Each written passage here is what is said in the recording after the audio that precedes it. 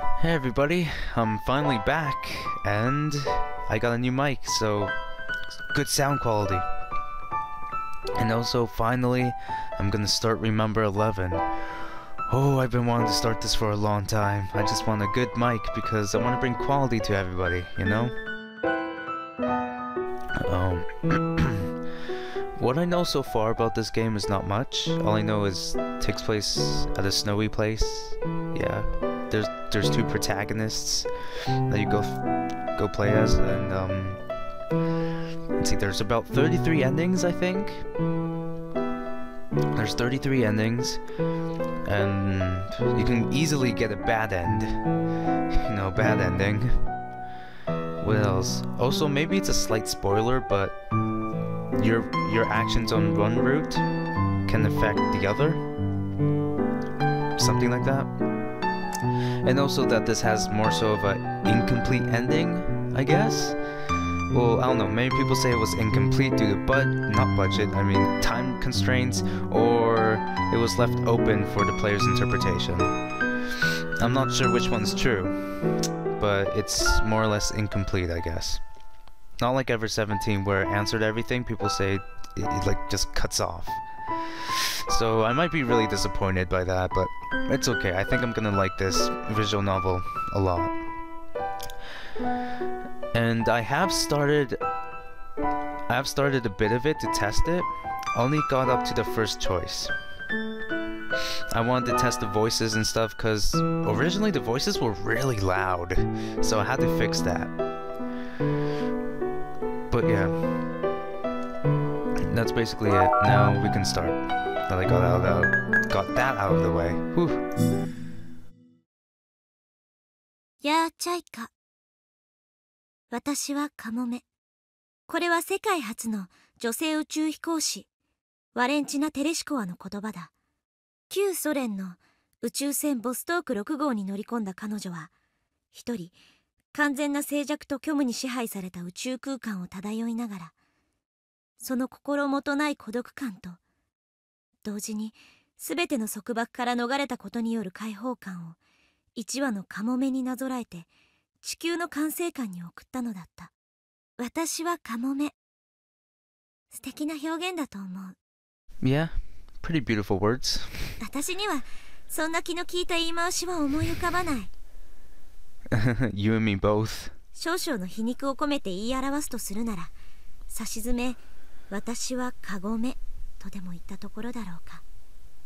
I'm a girl trapped in a cage. Sarcasm? I'm not sure.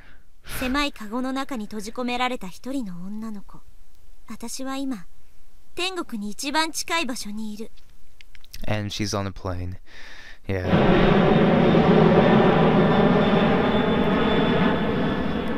Graphics look horrible. 高度33,000フィートの空の上に。Well, I can't really blame them. This visual novel's pretty old.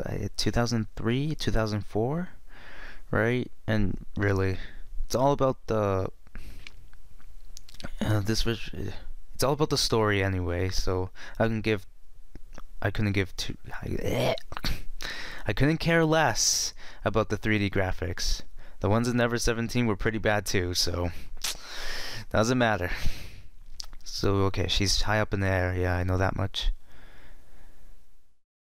カゴメカゴメカゴの中の鳥はいついつでやる夜明けの晩に鶴と亀が滑った後ろの正面だれ Okay, so the first time I heard that, I was so surprised because the voices were really loud in my ear. I'm like, whoa! Also, I didn't expect singing off the bat. I'm like, oh, okay. And yes, I'll be voicing all the characters with no voices, I guess you can say. All the unvoiced sections I'll say.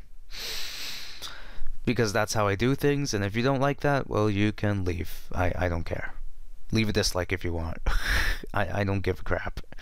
Anyway, time to continue. Suddenly, the world around me disappears. Someone from the seat behind me has covered both my eyes with their hands. 後ろの正面誰後ろの正面誰 Now yeah, I already picked this one, an angel. Sorry about that, I had a cough. Anyway. Yeah, so I already picked this one already. I got through the first few lines of this, and then I said, okay, I'm gonna start recording. But anyway, initially, well, I think this is the I'm surprised that this is the off the bat where we have the choices, right? So I'm pretty sure these are really important since it's the first choice in the game, and even though they don't look important, they just might be important. You know, it's really hard to tell with these games. It might not be important, but it might be important. But there's 3 choices. Anyway, I went through them one by one and said, let's see, if I was in Kokoro's situation, which one would I do? Right, me myself. Well, I said to myself I wouldn't do an angel, because I wouldn't say something like that. I would either pull the hands away or say who I wonder. So instead of picking the option that I would do, I picked the option that I wouldn't do, and the result was Kokoro makes a joke. ここは雲の上だから天使さんがいたずらでもしに来たのかなうわ、何それ親父ギャグですか寒い Yeah, really lame. Bad Kokoro. I heard a small clink. As soon as the hands covering my eyes were removed, I quickly turned around.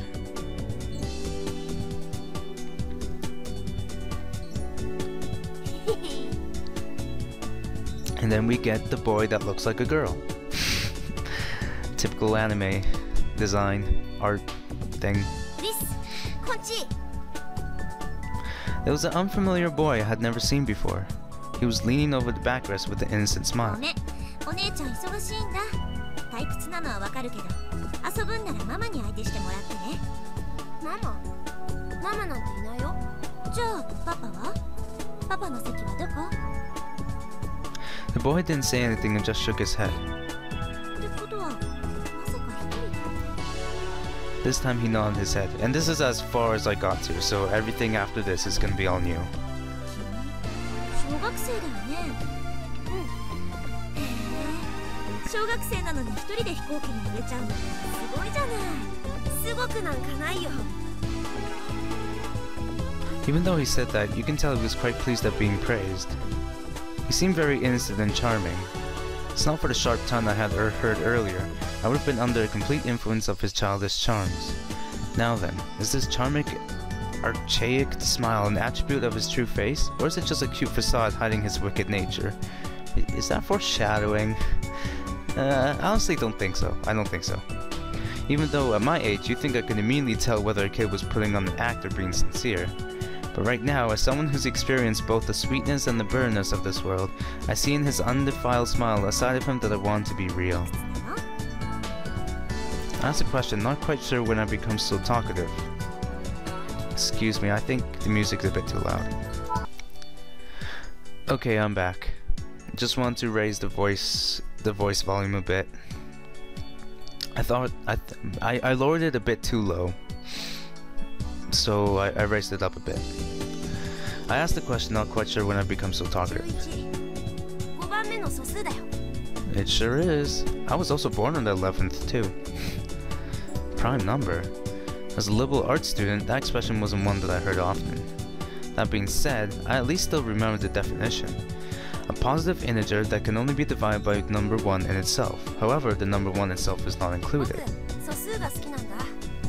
You, me both. I love prime numbers. They're pretty cool. He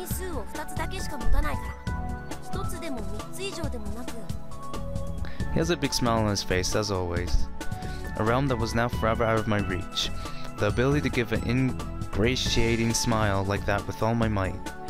You know, my specialty isn't factors or prime numbers, but rather sociology and insanity. Huh, interesting.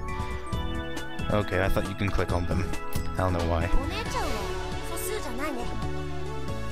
He said that suddenly.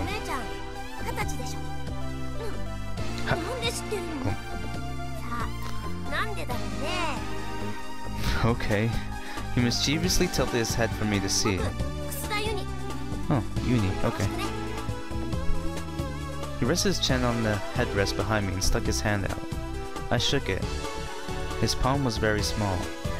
It fit surprisingly well into my own palm, as if returning a missing fragment to its rightful place. Oh, okay, Did we just change perspectives? Straining my ears, I could still hear the sound of the wind.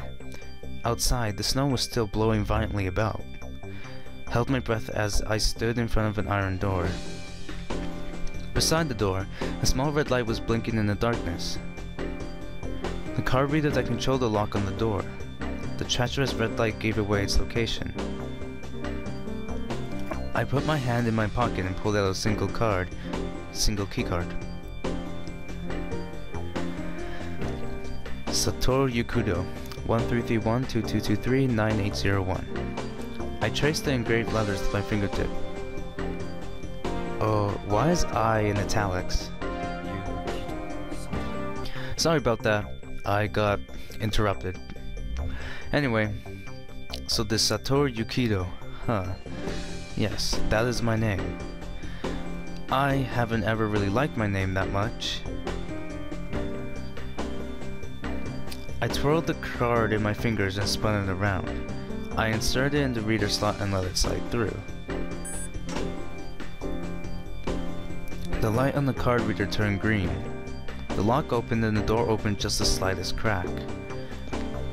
I pushed it open and stepped into the darkness, as if drawn by something. So I'm guessing this is the other protagonist. Okay, we switch again. I also increased the voices a bit. I gave a bright self-introduction and Uni slipped into the seat beside me. Uni threw his head back on the seat and made a sound with his nose.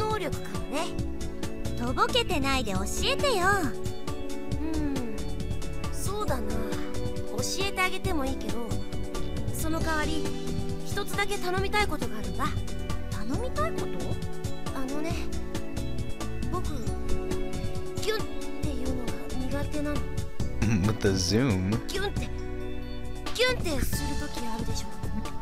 You mean like in a camera?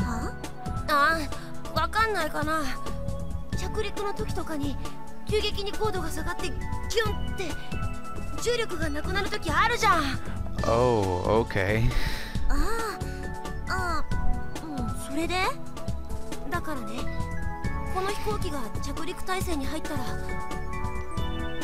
Look at me with upturned eyes, Uni continued.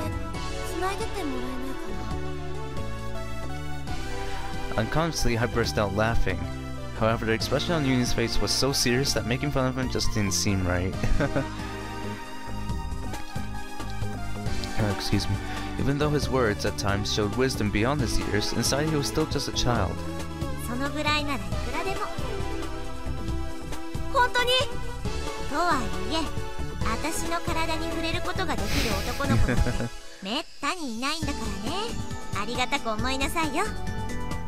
I gave his head a little poke and he blushed as he jumped into my arms.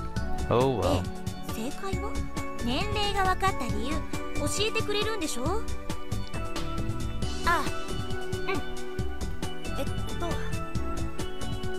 When he said that, Uni let go of my sleeve and stretched his arm behind my head.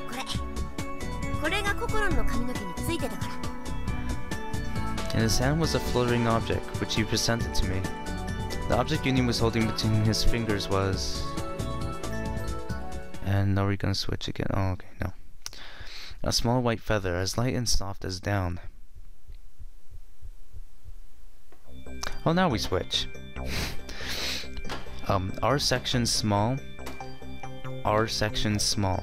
Spiraling stairs continue higher and higher up. Huh, are the underlined blue letters important or something? It felt as if I was walking up the scales of a giant constrictor snake. A constrictor snake which had wrapped itself around a huge column as it desperately tried to strangle it. As iron scales made sharp, cold sounds as my feet continue on their journey.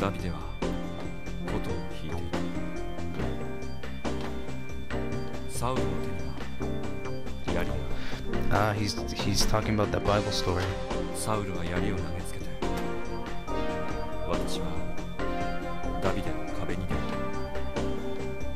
I didn't think of the words coming out of my mouth as my own. It was as if some spirit was whispering them into my ear.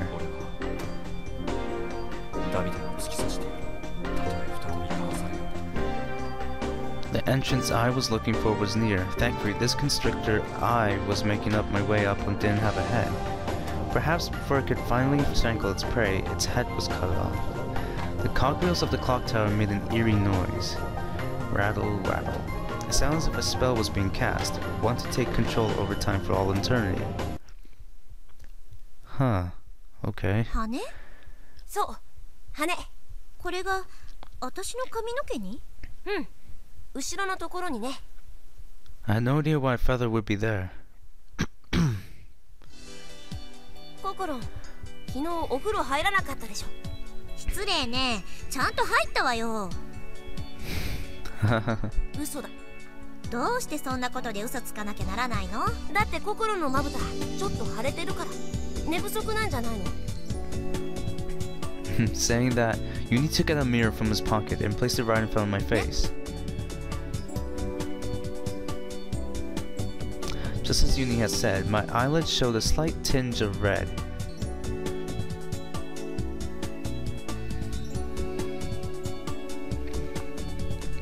Oh, sorry about that. Whew, was about to sneeze.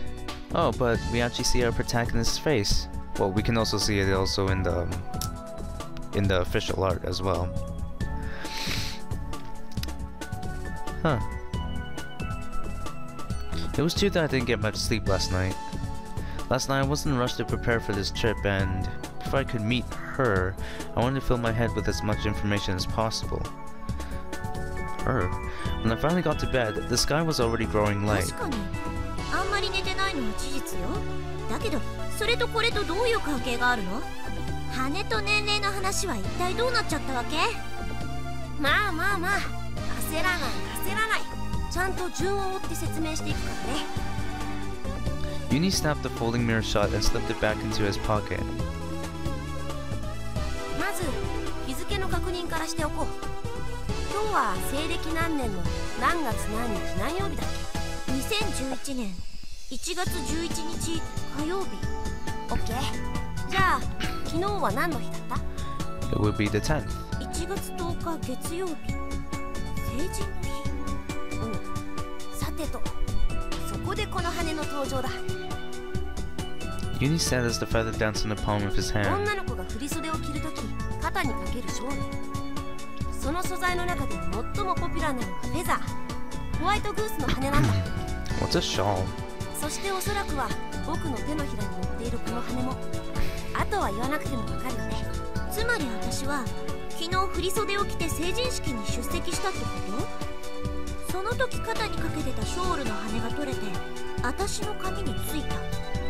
成人式といえば小学校や中学校で机を並べた旧友たちが一堂に会すビッグイベントでしょ。初恋の男の子が見違えるほどブサイクになってたりあんまりパッとしなかった女の子が妬ましいぐらいに綺麗になってたりして、ともかくそんな開口が次から次へと訪れることによって出席者の誰もが心を弾ませ身を躍らせることになる。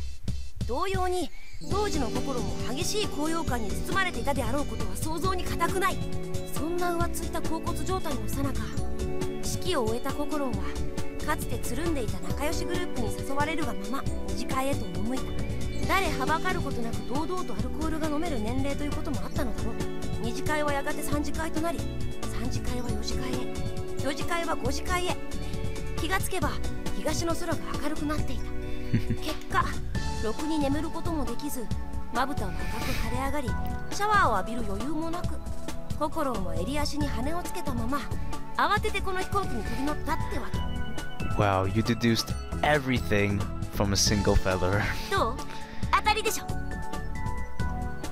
Hearing all those statements in such quick succession left me feeling embarrassed long before I fully noticed it myself. Yunie's eyes were sparkling and his cheeks were flushed with red. 一枚の羽からよくそんな妄想が思いつくわね。That's me right there. It's like, I look at something and then, ooh, okay, this must have happened, this must have happened, this must have happened. I can sort of relate on Yunie's level. 妄想？これは妄想なんかじゃないよ。極めて論理的な推理さ。 It's extremely logical deduction. Or maybe you're just extremely overthinking it. なるほど。自信満々だ。まあね。だけどその極めて論理的な推理ってやつは残念ながら大外れだよ。Of course it would be. だって Aww. 私2月生まれだもん。成人式は去年やっちゃったんだ。 Oh, same. I was born in February too. As soon as I said those words, Yunie's eyes opened wide, leaving two little darts with his cheerful saucer-like pupils had been before. His mouth was left half open in shock. 嘘！じゃあこの羽はなんで心の髪についてたの？さあねって。 I don't know, maybe a bird? I don't know. でもここは雲の上だし、もしかしたら天使の羽かもね。I wonder if this line of text right here changes if I picked another option. Probably does. Remembering that in wonder, Yunie turned to look out the window. Or maybe it doesn't. I don't know. I'll find out once I get a bad ending. His flustered appearance resembled that of a live puppy that had just come face to face with a robot dog, and was all the cuter for it. I couldn't help but giggle quietly to myself. My laughs reached Yunie's ears and his neck tensed up. 天使なんているわけないじゃん。そうかな。そうだよ。まあいずれにせよガチョウの羽だって解釈するよりはロマンティックでしょ。心はロマンティックかどうかで事実を判断するの？時にはね。論理的な根拠なんてどうでもいいんだ。だから時にはって言ったじゃない。論理的に証明できることだったらそれを信じるし、証明できないことだったら私はロマンティックな方を選ぶ。そういうこと。With a blank look on his face, Yunie gazed absentmindedly at the feather in his palm. He was oddly still, as if his soul had gone somewhere else and left his body frozen in its place. Excuse me.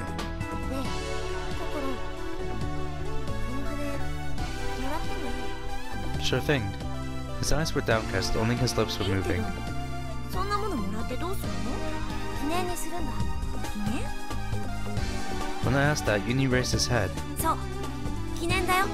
心と出会ったことを忘れないようにするため。It surprised me how he said those words so casually. It must have been his age.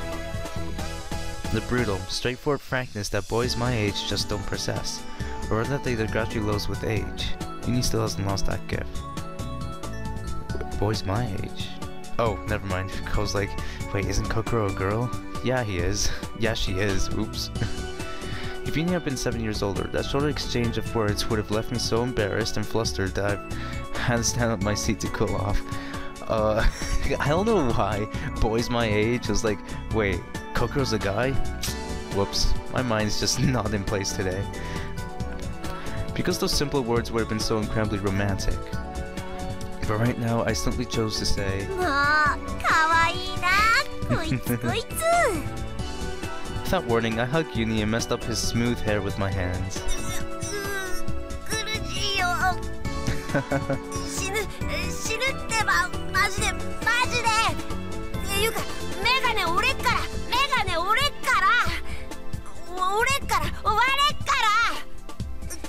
助けて、誰か、スッチー。 Stewardess.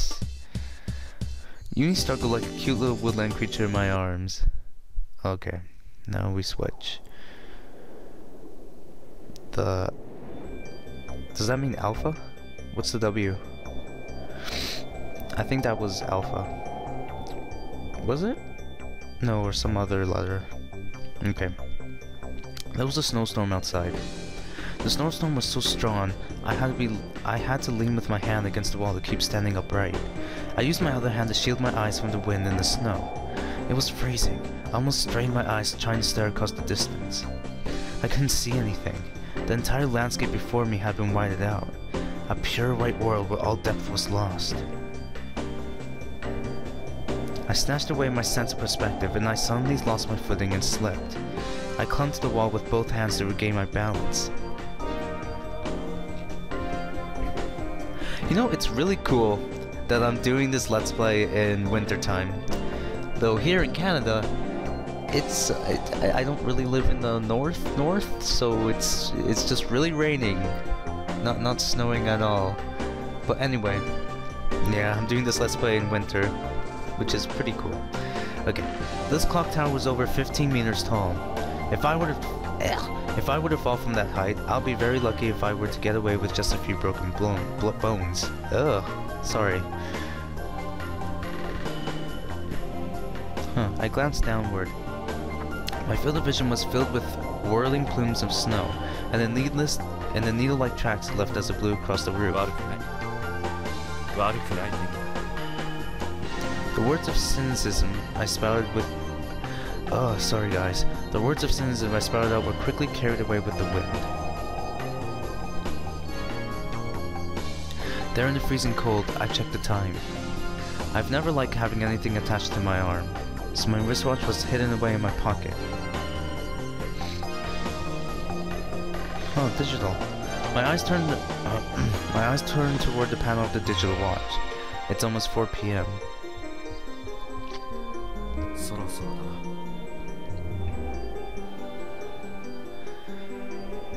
I raised my eyes to the dark, restless sky. For an instant, a pale light cuts through the heavens. The sound of the winter thunder shook my body to its core. The weather continued to worsen. There were no signs of the snowstorm easing up at any time soon. Okay, and then we switch back to Kokoro. Up high in the sky and those 3D graphics. Honestly, way better than what I can do. 機長より乗客の皆様にお知らせいたします。当機はこれより乱気流の中を通過いたしますので、乗客の皆様は座席にお戻りになり、シートベルトをご着用ください。なお、この先多少機体の揺れることが予想されますが、飛行には影響ございませんので、どうかご安心ください。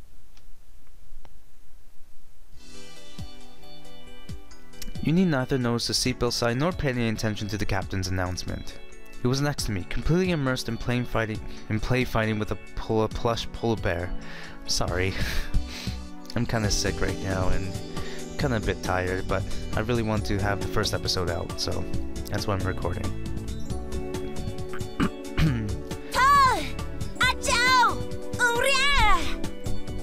Ooh. Brazilian high kick! Brazilian high kick! Brazilian high kick からアルマーダコンマルテロ! I fastened his seatbelt for him. Even then, Uni continued to play without paying any attention to me.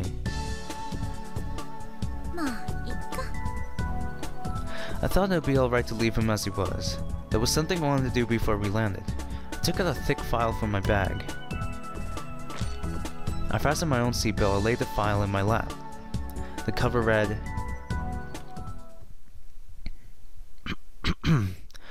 Awazumi Municipal Hospital Indiscriminate Murder Case File. Ooh.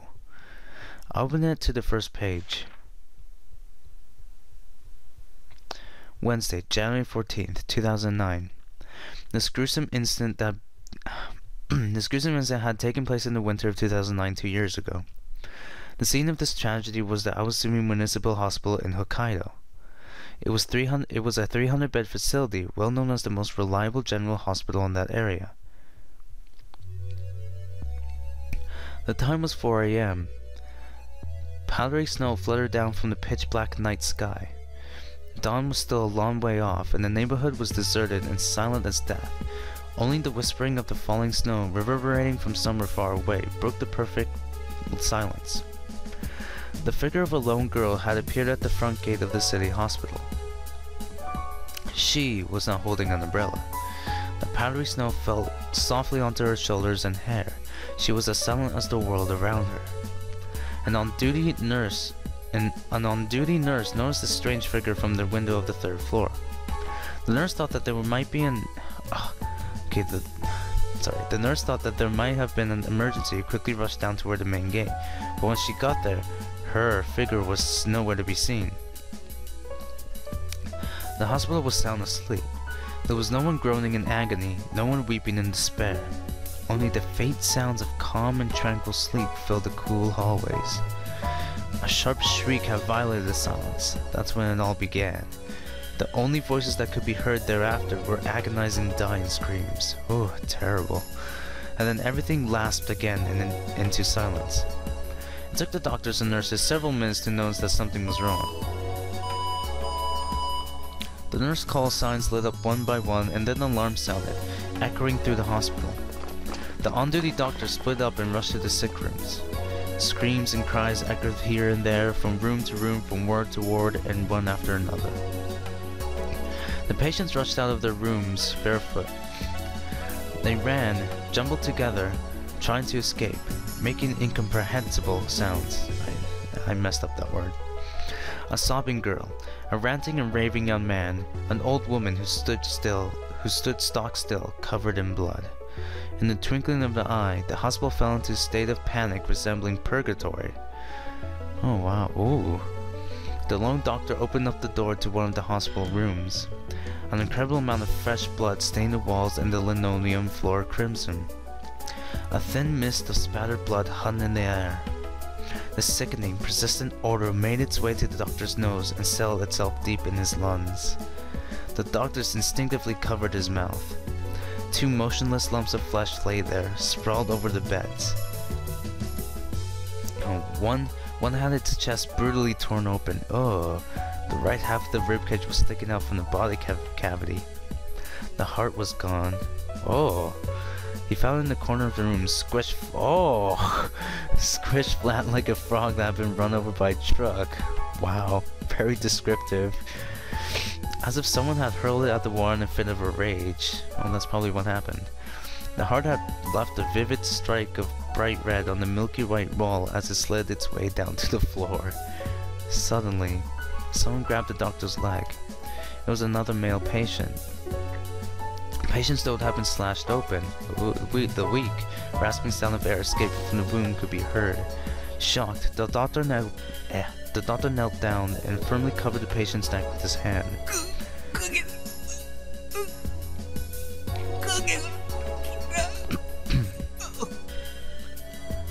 The shadow. Those would be the last words he'd ever say. To this day, no one has yet been able to determine what those words really meant. Well, maybe we're gonna find out.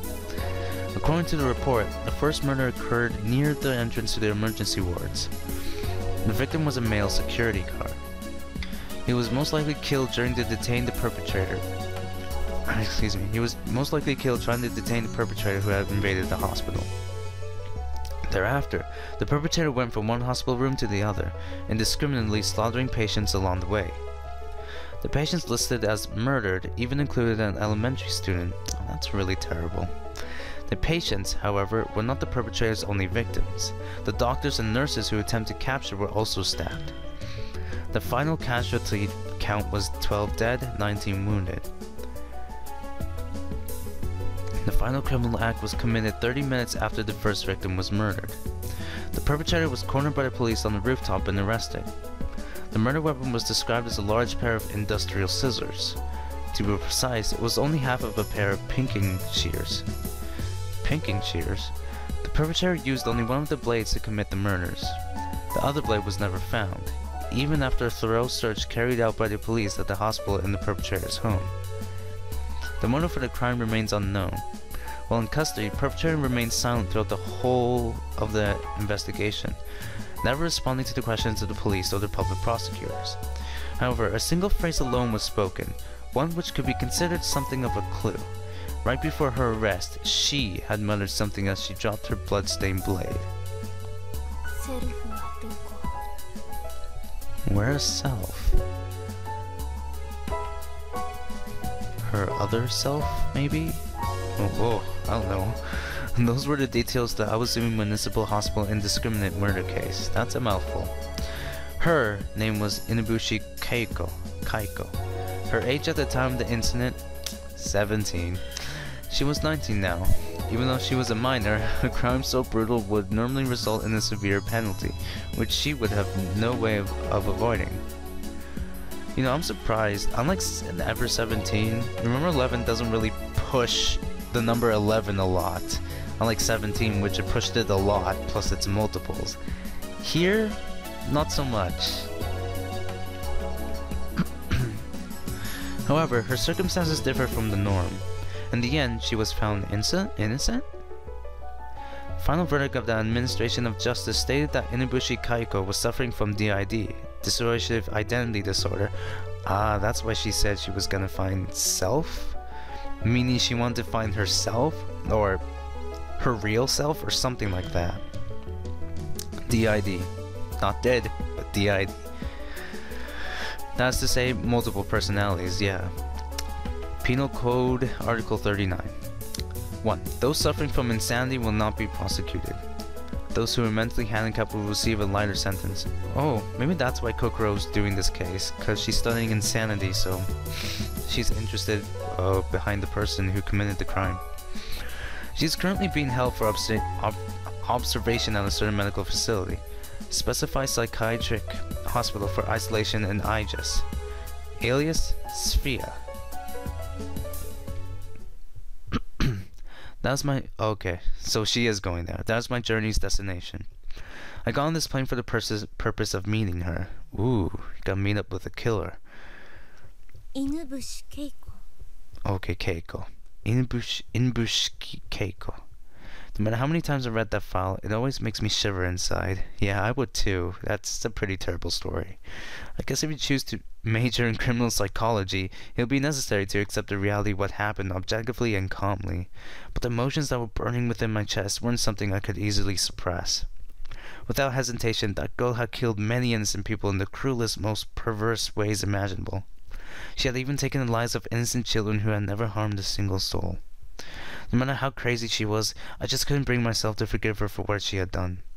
To be honest, I was filled with an intense hatred for Inubushi Keiko.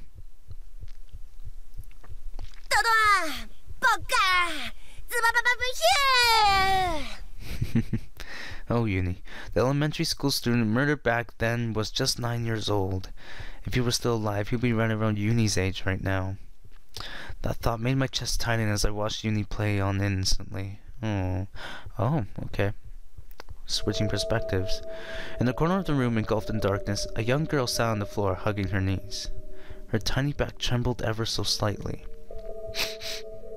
She was sobbing quietly. A young boy put his hand on her shoulder. She glanced up at the boy with her tear-filled eyes and flung herself into his arms, embracing him tightly as if afraid he'll disappear the moment she let go.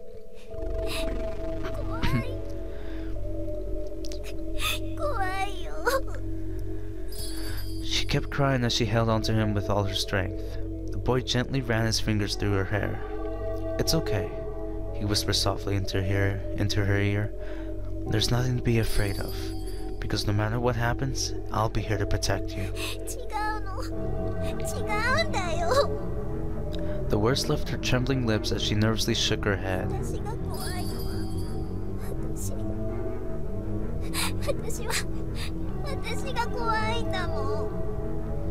"Still, I will protect you forever. You'll see." Does she also have DID?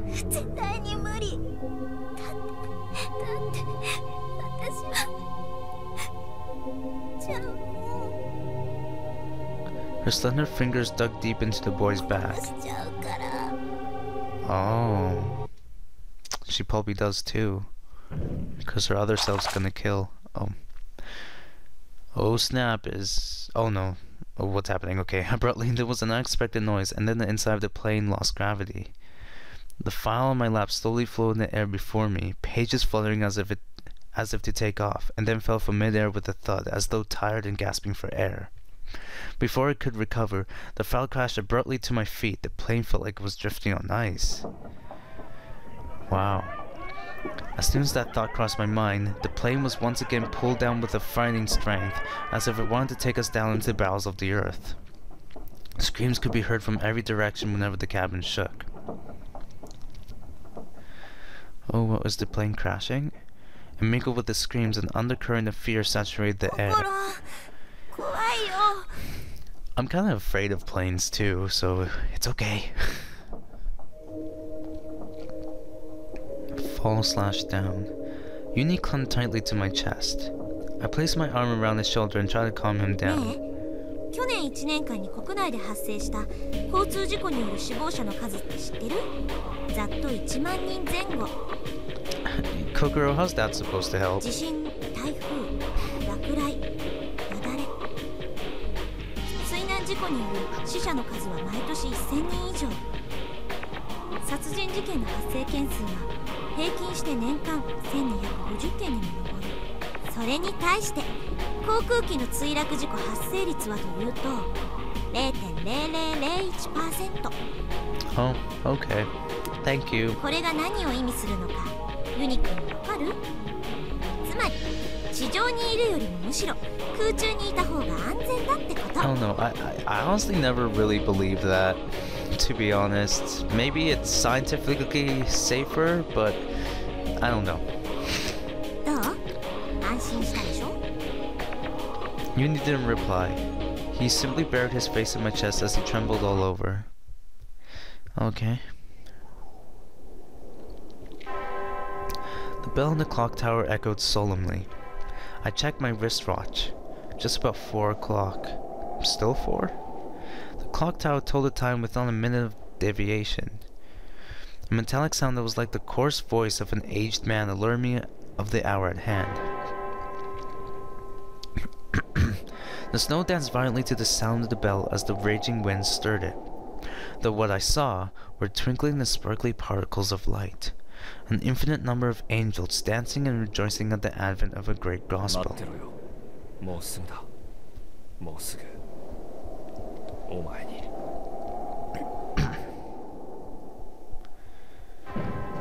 A bolt of lightning streaked across the ominous sky. The sound of the holy bell was denied by a roar filled with rage. The thunder continued resounding in succession, 2 times, 3 times, and the earth shook in unison each time, letting out a hateful groan. The flashes illuminated the sky with a pale light.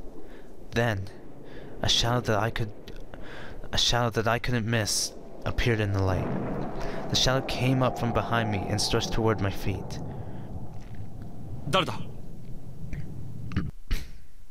Oh, I want to see who's there. But anyway, crazy crap is happening here too. The cabin of the plane pitched violently back and forth, as if giant waves were making sport of a small boat. The passengers, powerless to do anything, let out pitiful screams. In the midst of it were voices crying, voices screaming, voices praying. I looked out the window. I wondered when we had fallen to our current altitude. The world outside had turned a muddled gray. The tips of the airplane's wings went beyond the fog covering in my field of vision. The wings were now bending inward like a huge bow might, looking as if they could break off any second. Oh yeah, I see that. I quickly pulled Uni off me. I pushed him into a seat and tied his seatbelt with all my strength.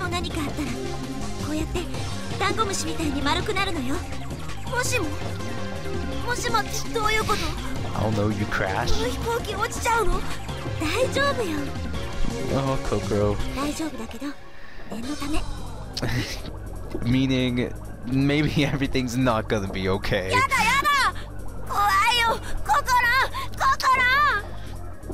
Uni clung tightly to me once more. I forcefully pushed his shoulders back against the seat and tried to calm him down again. Uni-kun, お願いだからお姉ちゃんの言うこと聞いて。ちゃんと自分の席に座ってるの。どうして？なんでダメなの？心、どっか行っちゃうの？僕を置いてかないで。一人ぼっちにしないで。どこにも行ったりしないわよ。降ろしてくれって頼んでも無駄だろうしね。でも、ほら、男の子でしょ？そんな顔するんじゃないの。約束通り、ちゃんと手繋いでてあげるから。I firmly clenched Uni's hand. Large teardrops tumbled from Yuni's watering eyes. For an instant, a flash of lightning rushed through the sky outside the window. A thunderous snapping, crunching roar followed. I reflexively turned my eyes downward. The file was at my feet. The white pages before my eyes were illuminated by the lightning. Ah, that must be Keiko. 誰だ Okay. I turned around, saying this as forcefully as I could. There was the faint shadow of a person in front of the door. However, the fierce wind and the dancing snow prevented me from seeing who it was. Even the silhouette was impossible to make out through the thick white curtain of snow.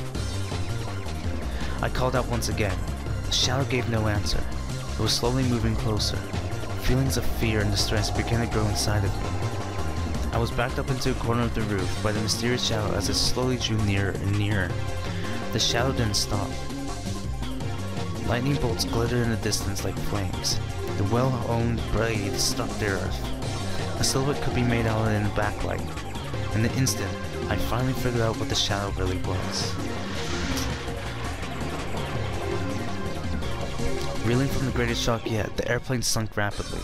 By now it was clear, the crew had no control over the plane. The small craft lost its balance completely, writhing and twisting like a snake. The lights had died, darkness was all around. The sounds of shrieks and screams stabbed at my ears. A maddened passenger began screaming. A strong jet of air could be felt blowing in from somewhere. The scent of oil penetrated my nose. And the next moment...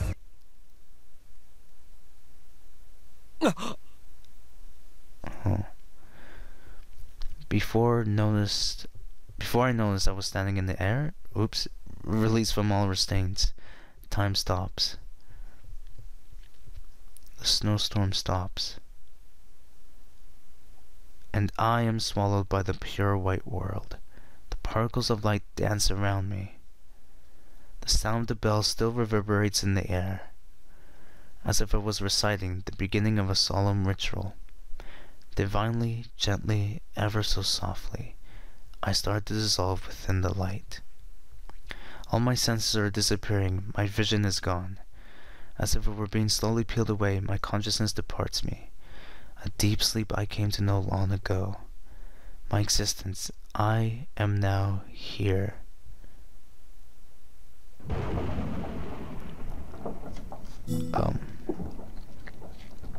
Wait, I just wanted to read one thing. What did I first think before I noticed I was dancing in the air? Okay, what did I say before? It doesn't matter. An explosion roared from a rift in the port side. In an instant, the aircraft was engulfed by raging flames. Oh, an ivory-colored mask fell from the ceiling, slowly swinging back and forth like the lifeless body of a convict who had just been executed. This might be the end. I tried to accept my coming fate. However, in my right hand there was a small palm, strongly, desperately calling for me. Even if it's only him that survives, I have to protect him. I won't let this warmth disappear from the world. I rapidly pulled the oxygen mask over Yuni's face and forcibly pushed his head down to his knees.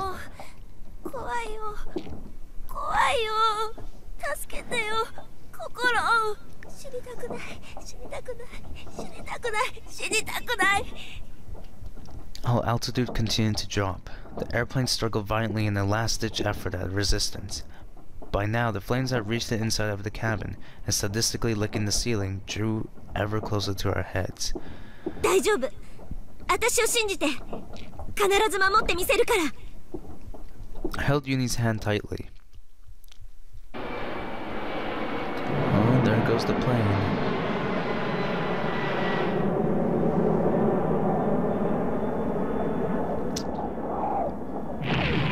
Oh, whoa, wow. Oh, that must be Satoru.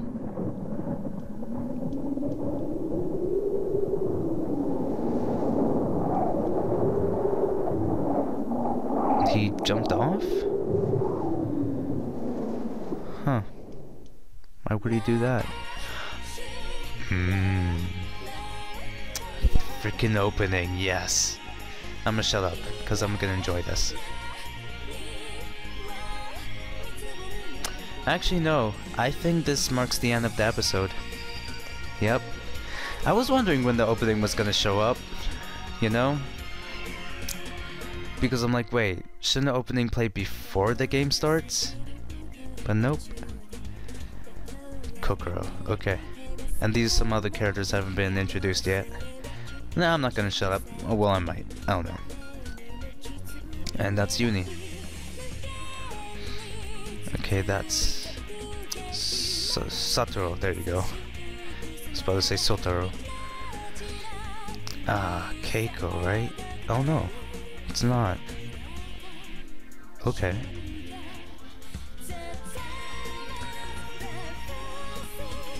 I've seen this opening multiple times. Just love it has a bunch of words and stuff. That will make sense when you play through the whole thing, I'm guessing. Oh, maybe that is Keiko. But just going another name because of a different personality.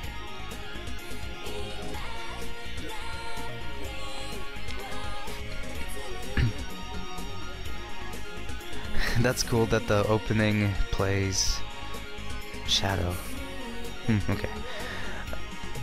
That was cool that the opening plays after like the prologue. And I know what the idea is now.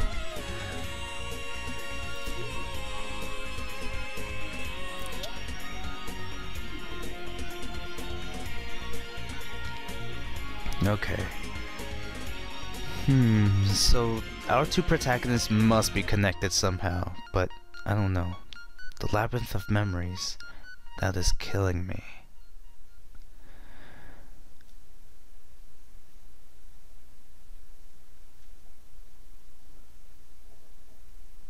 Is there anything else? In the bosom of motherhood. Okay. Well, I don't know who we are. I'm guessing we're Kokoro again, but anyway, that's it. That's all for today's episode. Right there.